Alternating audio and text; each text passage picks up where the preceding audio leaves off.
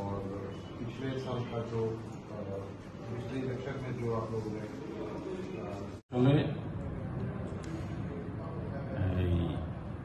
আমাদের IG law and order sir উনি গতকালকে এসেছেন ত্রিপুরাতে। আজকে এখানে যে মিটিং হচ্ছে সেটা হলো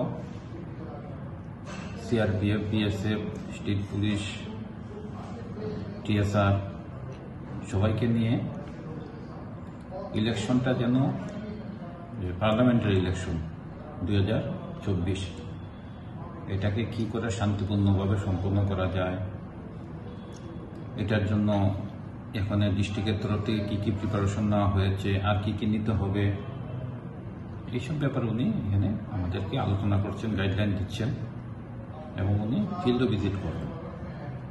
যে পোলিং বুথগুলি যেগুলি আছে, থানাগুলি তো যাবেন উনি, এখানে গিয়ে সবার সঙ্গে কথাবার্তা বলবেন। এখানে এইচডিপিওরাও সবাই এসেছেন। এটাই মূলত ওনার উদ্দেশ্য। স্যার, ইলেকশনকে সামনে কি কি ফোর্স মোতায়েন থাকবে? ফোর্স তো বাইরের থেকে আসবে, এখন পর্যন্ত আমরা জানি না কি ধরনের ফোর্স আসবে, তবে সিএপিএফ তো আসবে। CAPF input, CRPF, BSF, CISF সবই আসবে। তো এখন পর্যন্ত আমরা পাইনি। বিভিন্নভাবে ফোর্স এখানে ডিপ্লয়মেন্ট হবে।